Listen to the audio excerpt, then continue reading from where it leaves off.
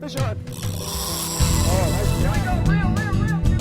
Nice one. Nice one. Look good. Tight on him.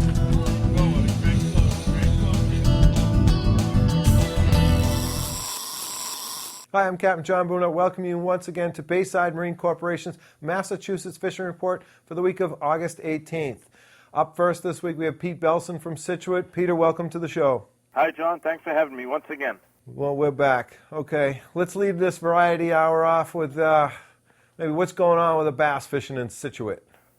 Well, it's been pretty good, John. It's funny, the mackerel have kind of made a reappearance. It's been a weird mackerel year, hasn't it, John? Yeah, we get them every now and then. You know, it's starting to become kind of regular a little bit, if you ask me. Yeah, they've been here, they've been gone, now they've been back. Right out at the Scituate Bell, there's been some nice, 1-pound mackerel, a little bigger than those tinkers, and some guys have been trolling up around Chest Ledge, Tobias Ledge, up in the Glades area, and getting some fish upwards of 30 pounds, high 20s, good solid bass. Those beautiful dark rock striped bass up there. Your bass are different. We get them to the south of us a little bit. Your bass look way different than the stuff we pull out of this bay. Way, way more handsome fish. Yeah, they're just dark. They get that purple color, greenish, really good-looking bass. You bet they are. And they usually got big heads and they're chunky, too. Yeah, they've been good quality fish. A 42-inch fish we weighed was almost 33 pounds, so it's been pretty good. Yeah, that's way overboard. That's real big. Okay, bluefish. It should be good for bluefish up there. Talk to me. No, not really, John. I wish we did get these choppers coming in here, but we've seen a few 4, 5, 6-pounders up around Smith Rocks, up along the Egypt area, but no quality topwater action, no big blitzes of blues up around Peggotty like we saw this time last year, but still waiting. Yeah. Still hoping. Well, another thing, too, the east wind we got a day or two ago, that could break things. You never know. With people getting out this weekend, it could have changed, and we don't quite know it yet. Well, we'll keep a close eye on it the next couple of days. I hope you're right, John. Yeah, that'd be a good thing. Tuna fish, what are you seeing come into the harbor? It's a slow pick. A boat called Top Shelf picked a 66-inch fish up on Friday. That's a slot fish that went back. But it's been a slow pick, 1 or 2 here or there. A little slow the last week. How'd you find it, John? I've seen a lot of little fish. We're not really having too much trouble. I had trouble catching them one day, but I went out in that big wind on Monday, and oh God, Peter, there was I didn't mark much, but we hooked a couple fish. They were, I think, first one was about 60 inches, the second one was 58 inches. But what I did see that was kind of interesting was a ton of sand eels on the corner. Now I don't know if it was just a weather-related thing or what, but the corner, I was up in the high ground, anchored up, all alone, obviously. I think there was one lobster boat out there for half a day before it got into that 5-6 foot crap, but. Tons of sand eels on the corner, which would be a great thing if that happened. That stayed with us. Yeah, I think it's about to blow up. We got gannets, we got pectorals, we got all sorts of seabirds cruising around up here, terns. It's looking good. It's looking right. So hopefully something happens soon. You bet. Anything else up there? Any tournaments coming up? We got the McGickern-Patterson coming up. Stay tuned, John. I believe that is the weekend after Labor Day or the second week after Labor Day. I'll keep you posted on that. That's always a good one. You always participate. You and Mom usually make the leaderboard. We'll see if you can keep it rolling. Yeah, we got beat last year, though. I was not happy about that, Peter. Well, you'll have to get back on top somehow. I couldn't believe it. Not just that tournament, another tournament. Everyone thinks I'm getting old. Yeah, getting a little soft in your old age. Not like maybe you don't put in the hours you did when you were a young man, Stop that right now. I'm not getting old, and I'm going to win this year. All right. Okay, is that Pete, a guarantee? That is a guarantee. Oh, one last thing, because your harbor is a big harbor for this. The shark fishing, is that still going good out there? You still seeing buckets of chumbo? Yeah, plenty of blue sharks around. Someone caught another small mako and he released it, which was nice. It was only like a 5-foot mako. Yeah. But plenty of blue sharks. We're even seeing them on top of the bank. Guys fishing live pogies are getting eaten up by blue dogs. And east of the bank is just loaded. Yeah, it's good. Good stuff. Pete, until next week. Thank you, John. Bye-bye, Kev. Talk to you then. Bye. Up next on MFR is the Boston Harbor Report with the always informative Peter Santini from Fishing Fanatics out of Everett. Peter, welcome to the show. Hello, John. How you doing, buddy? I'm doing great. Started off with the bass fishing in the harbor. Guys with bait, eels, any big ones? There's a few. Actually, last Friday there's a big bite going right off of Gray's Lake. There was a school of mackerel and herring mix, and there was some nice 45-inch bass that were getting taken, and there was bluefish in the mix too. They were up all day, Really? all day long. A nice fish. It was hitting anything you threw at them. It didn't matter what you threw at them. They were hitting. Then Saturday they kind of disappeared a little bit.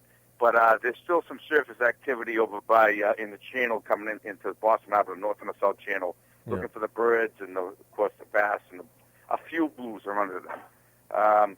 Nighttime, they're getting them with eels, trolling around rocky areas like the Fawn Bar and over by George's and Holgat. You'll pick them up over there. The plug-in hasn't really taken off yet. We're waiting for them to start hitting the plugs. Just hasn't been a plug-in yet. Hopefully we get a big slug of bass, a big bass to come up. That's what we're waiting for. Gotcha. Bluefish still fairly thin? Because Peter had them thin in Situate, and I got them thin here. Very few. On Friday there was a bunch. They were on those mackerel and those herring, but that's the only bunches that I heard of. I didn't see any, but they were there on Friday. But it's been a weird year. It's quite. But I'll tell you what, there's a lot of pogies inside the harbor, way up in the inner harbor. So they just moved in a couple of days ago. So I'm pretty sure they'll start pushing all those. The bluefish will start pushing in and chasing them right into the docks around Charlestown, East Boston, down in there, and hopefully the pogies move into Winthrop Harbor as well. I gotcha. Yeah, it's good to see the schools come in, that's for sure. It'll definitely be a help, because nothing beats that snagging bag you guys get late in the year. Just snag it, drag it, and let it hang on. You bet. You bet. It's guaranteed for the everyday man. Get himself a 25-pounder every time. That's right. Let the bluefish cut it in half for you. Let that chunk go down, and you'll get a 30, 40-pound bass on them, hopefully. You heard it from Pete Santini, ladies and gentlemen, so you know it's true. And they're hitting the tubes a little bit. It's been a lot of bait in the harbor. Like again, Fawn Bar, George's, Levels, orange. The brighter colors seem to be working, but the orange and the amber honey mustard, those colors seem to be outfishing the other ones this year. Yeah. And the tuna, had one gentleman caught one over 700 pounds out near the northwest corner. What was his name? His name was Johnny Wallace of City Slicker Charters. Whoa, Johnny Wallace, congratulations on a big one. I haven't been able to get one of those, so I'm jealous, buddy. Yeah, he's a good fisherman. He puts his time in. He's taken about 4 or 5 nice ones this year. He's good at what he does, and there's a few other fish out there. I hooked up on Friday. Unfortunately, mine didn't have the same ending. He broke me off. He chafed me off. I don't know what happened, but stuff happens, That's right. They're still out there. There's some even in as close as Graves Light and B-Boy during late last week. So they're moving in. They're going to come in with all that bait, all that mackerel and that bluefish. Hopefully they come in even closer and they hang around. Yeah, I was thinking with all those herring too, all those juvenile herring around too, that would draw them in too, because that stuff will start filtering out in the bays in September and start getting offshore a little bit, and they'll pound those things when they get out there. Exactly. We still have a decent fluke bite up in the Pines River. The guys are going out and they can get the limit if you got to pick through them, but there's some fish up to 20 inches, which is pretty good for up here, Very good. Very good. Flounder fishing dead? Flounder fishing, John, but this weather the last 4 days, it's pretty hard to get them to bite in that rainy weather. They're a visual feeder, and we usually don't do well when it's that kind of weather, when it's rainy out and cloudy, I gotcha. I probably could scratch out a few out by Green Island or over by Martin's Ledge. I tell you what, the scuba divers going for lobsters are getting them, and they tell me that they're getting them. They're laying right on top of rocks. They're trying to hide. They're going right up on top of the rocks instead of being in the sandy bottom. So maybe there is a few bluefish chasing them around, and the flounders are getting up on the rocks and hiding. Yeah, that is kind of strange. Huh. And lots of sharks around. I was after we went tuna fishing. We went a little east of the bank. We're banging all kinds of cod and haddock, and there was all kinds of blues around the boat. We had one mako come up just a little east of by the mussels over that way. That's where we saw a lot of sharks on Saturday. Yeah, there's been a lot of people shark fishing because tuna fishing can get tedious sometimes, so they've been out there doing the big game shark fishing and doing very well. Sure. Okay, Pete, until next week, my friend, I'll talk to you, okay? Okay, take care of yourself. Thanks. Bye-bye. And now, the MFR Tip of the Week. For this week's Bayside Marine Tip of the Week, I'd like to talk again about a tuna tip. I know you're getting sick of tuna tips, so I decided to do another tuna tip. Think about what we did for leader material back a few years ago to generate bites on these 55 to 80 inch fish, or 55 to 60 inch fish, 65 inch fish, using live bait. Think about what worked. Think about what all my tips were and what just worked for us. What did we use for leader material? We used a 180-pound test. Okay? The reason we're not getting more bites on this size fish right now is because they are extraordinarily sensitive to the size of leader material. If we were using, and trust me, I've experimented and it's a fact, if we would go back to the way we fished these things a few years ago on bait with the same leader materials, nice 10, 12 foot long, 100 or 80 pound leaders, you get a ton more bites. It works. Go back to what worked before on this size fish, dump the 130, and have fun with these nice recreational fish. I'm Captain John Boonar, and that's your Bayside Marine Corporation Tip of the Week. Up next on MFR is a report you offshore guys have been waiting for. Big time. Big news, big fish, lots of them down south in the canyons, and also a little closer to the vineyard, there's some billfish as well. We have Captain Damon Sacco, who better to discuss it because he just got back from an epic trip. So, Damon, welcome to the show. Thanks, John. Good to be here. Okay, started off with blue marlin. Did you see any blue marlin? What would you rate the fishing as, and where the heck were they? Yes, we did see some blue marlin. We fished all last week, started the week fishing the Block Island Tri-State Tournament. Unfortunately, it was a real rough couple of days, and we were forced to stay to the west, fishing fishtails over to the dip. And the fishing right now to the western canyons, there are no temp breaks at all to speak of. It's all kind of spread out 72 to 78 degree water. There's no defined breaks. However, to the east, there are a lot of defined breaks out between Hydrographer all the way to Oceanographer Canyon. And that's where we ended up the latter part of the week fishing the Nantucket Big Game Battle Tournament. We fished out east over from basically Welker Canyon to Oceanographer, and that's where we found just unbelievable amounts of life, a thriving ecosystem. And we did catch blue marlin. We got we went 2 for 4 on fish. One was about 300, the other one was about 650. Beautiful fish. Both of them hit, high-speed marlin lures. They're feeding on small yellowfin tuna out there, which there are an abundance of. So there's a real, thriving ecosystem of everything right up the food chain from, marlin right down to skipjack. Yeah. And that's where it's happened. It's definitely the eastern canyons, John. I got you. Eastern canyons. You got blue marlin out there. Is that where the yellowfin bite is? Yep, the yellowfin. There's yellowfin pretty much all up and down the entire shelf. But as you get east out from Beach all the way to Oceanographer, there's a ton of yellowfin tuna. They range from, the 15, 20-pound rats right up to 100-pound plus fish. There was a 150-pounder taken out of Nantucket about a week and a half ago. We had fish to 70 pounds. There were other boats that were catching them to 100 pounds, and there were, quads, 3s, 4s, 5s, wolf packs of these things coming in, hitting everything that you put behind the boat. Ballyhoo, green machines, marlin lures, naked ballyhoo right in tight. It didn't matter. You just had to go over the fish. I got you. So it was great. And then, albacore tuna, same thing, The albacore tuna, though, are up a little bit higher on the flats. We call the flats, like, basically up on the shelf in, 400 to 300 feet of water. Mm-hmm. The albacore tuna are, right up there in the shallow water. Same thing. They're eating pretty much everything you put back. They're not eating the big marlin lures. There's definitely eating smaller baits. They are a smaller fish per se. So if you wanted to target those things and try to get a mixed bag, I would definitely recommend, using some smaller feathers, zebra feathers, small green machines, daisy chains, medium-sized ballyhoo. And then the big eye tuna, big eye like the deeper water, and we did get into some big eye. In fact, we stumbled on a big eye early morning at Welker Canyon in about 800 feet of water. The trick with big eye fish is you got to find the bait. Those fish need to eat. And when you do catch a big eye, anybody who's caught one will attest that they are always full, and I mean chock full of squid, hundreds of squid stuffed into their bellies. Those fish need to, swim and eat constantly. And we marked huge schools of squid along the western wall of Welker, and we worked up and down, and sure enough, boom, we went off and boated a 250-pounder. and I called in some boats that were fishing the event, and within 25, 30 minutes, we had a fleet of about 18 to 20 boats, and I would say 15 of those 20 boats had bent rods. Some of them were hooked up to 3 at once, and I think, I'm going to say, conservative guess, there were 25 to 30 big eye taken in about 5 hours. Nice. One of the best big eye bites I've ever seen. It was really a spectacular event. Yeah, they're beautiful fish, rivaling the bluefin for stamina and power. So they, that's, I'm sure that lighter gear must have got lit up.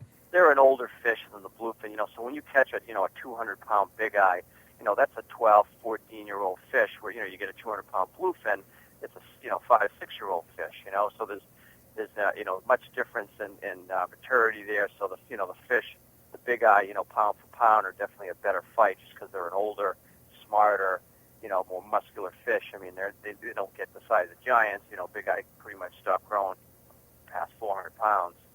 But when you get into like a 300-pound big eye, you're on the rod, 50 or an 80. You're on that rod for at least an hour. Yeah, well, good stuff. So yeah, it was a blast. So that was good. And those fish aren't going anywhere. They'll be there. So for the boats that are looking to get out this week, we got some great weather for Thursday, Friday. The Task Safari will be out there fishing on a charter, and we will be on Channel 68 if anybody wants to touch base with us. It's about a 100-mile run from Nantucket, so probably 130 miles from the mainland. So just have people watch their fuel, and maybe put the plugs in north of Hydrographer and just troll the Welker. You don't have to run there. You can actually put them in north of the canyon and just troll your way out there. Yeah, gotcha. Now, night bite on the yellowfin, that kicked off too, didn't it? Yes, the night bite is okay, but not great. Only a few fish taken that I know of. The better night bite is happening out towards the Hudson. Mm-hmm. But I will say the swordfish bite at night has been good. My mate John Galvin hooked a couple of nice swordfish at night when we were out there. One fish pushed 200 pounds, pulled the hook right at the boat. If you put your squid baits out, put the lights on, you don't even have to chum. That's the beauty of sword fishing, but it's not worth putting a ton of time and energy into it as far as chunking goes, because it's not lock and load. You're better off jigging, because there are guys getting them on the jigs. But the early morning and late afternoon, evening bites are just spectacular. Yeah, and what size now going down the mahi as well? Are they of the bigger size now? I know people are doing peanuts pretty well up closer to the vineyard, but are there any bigger ones? Yeah, the mahi, there aren't a ton of them around they're big. Tons of peanuts around. We got we must have got 40 of them. I think the biggest one we got was like 15 pounds. I haven't heard of any big fish taken. However, they're going to be around. That's just really a hit or miss thing. But they are inside, well inside the shelf, up near the dump, and inside Fingers, and all the way up to like the Star. There's warm water basically right to the back of Martha's Vineyard. Yeah. 10 miles south of the Hooter. There are a ton of bluefin back there, and really the trick is just to find those half-beat ballyhoos spraying out of the water. Look for the shear waters. Look for the storm petrels. Mark the bait, and when you find, if you find a nice temperature break, which there are breaks around the Gully and the Star. Chances are you're gonna find those ecosystems, and there's white marlin in there. And there's a ton of white marlin from what I hear. We're going to be fishing tomorrow on a one-day trip, so I'll definitely have some more intel on that. But I know boats that were getting 30, 40 shots at white marlin in one day. Really? Wow. Yeah, they were using live scup, casting live scup to the fish. They're very finicky because when white marlin get caught in the cooler water, they get very lethargic because they're in cooler water and their metabolism slows down. And they a lot of times they can be seen basking on the surface because they really don't know where to go. They're kind of outside their element, their comfort element, the comfort zone, so to speak. And so they get kind of caught up in that colder water, and they just sit there on the surface soaking up rays from the sun, to gain energy. And they're very, they're easy targets to spot, but they're oftentimes real finicky. They're real kind of lethargic, and so you really, having live bait helps. I got you fine. So basically everything, you ran into just about everything on the trip down, it seems, last trip down. What about wahoo? Did you run into wahoo as well? Yeah, you know what? We missed 2 wahoo. We had one that bit right through, took off, and dumped a bunch of line, bit right through. We knew it was a who, and then another one actually aired out right behind the boat, landed on our short rigger, ate a 15-inch marlin bait, a big Ladonia lady chugger, and took off that thing and basically shortened the skirt by about 8 inches. Came unbuttoned. Really? So, Yeah, but nice fish. I mean, and there were a few fish taken in the Nantucket tournament. I think there were 5 or 6 taken. So, and nice fish, 80-pound class fish. Oh, very and nice. They'll be way up inside the shelf too. I wouldn't be surprised if we start hearing about wahoo taken 20 miles south of Martha's Vineyard. Oh, They do climb right up on those flats. They go way inside, follow all the all that bait. They have no problem swimming into the shallows. Nice. So when's your next trip way down? I know you said you got this. We'll be going out way down on Thursday, Friday. So we'll be doing a south of the Vineyard trip tomorrow, and then going way south on Thursday, Friday. And for those of you people that are listening to the show who are interested in checking out, some of the highlights of that trip we just took, you can go on the Castafari Monster Club. The video is up and running. It's about an 8-minute long clip documenting all those fish I just talked about, the 2 big blue marlin and the white marlin. We doubled up on whites. We got that big 250-pound big eye, and it was just nonstop out there. And it was one of those trips that I'm glad I had a video camera to capture all that excitement. You bet. Okay, Damon. Look forward to hearing the same report next week. Okay. Yeah, one more thing, John, if you guys could, just to plug the Oak Bluff Challenge tournament that's coming up in September. So Certainly. What are the dates, Damon? It's September 15th through the 18th. It's going to be right at Oak Bluff, just right where the shark tournament is, and there is a website, www.obchallenge.com. Okay. Good luck with that, Damon. I hope it's great fishing again, and hope it holds right through September so everyone has a great time in that event as well. Great. Thanks a lot, John. Okay. Bye-bye, Damon. Good talking with you. Bye-bye.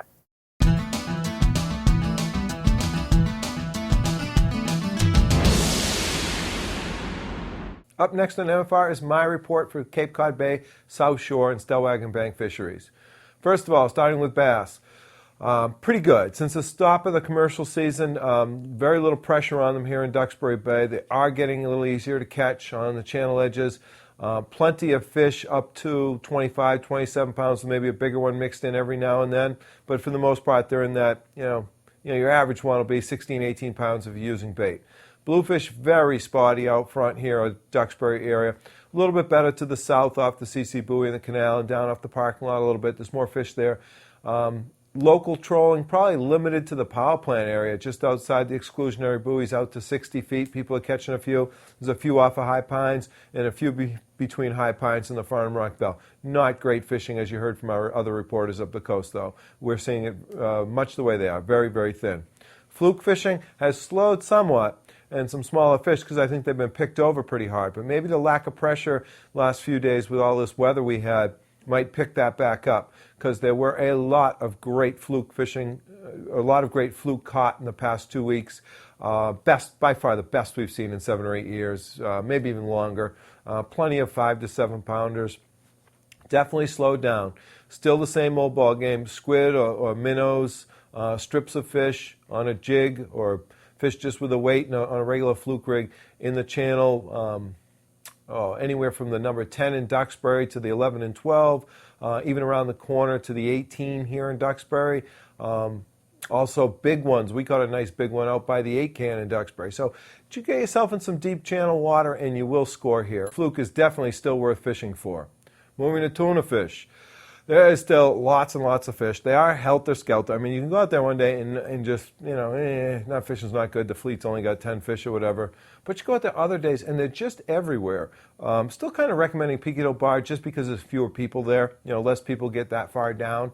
But I did go during the crummy weather that we had beginning of the week, that big southeast day, and I marked tons of sand eels, and I caught a couple of small fish on the corner in the high ground, anchored up there, and just a few hours of fishing. Caught them both on the kite. And so that might be a little sign that we might see the corner steady up. I don't know. It was one of those weather days, so maybe it was just a one-day occurrence. But there were some fish there and tons of bait. And if the bait moves in there, then the fish will stay there.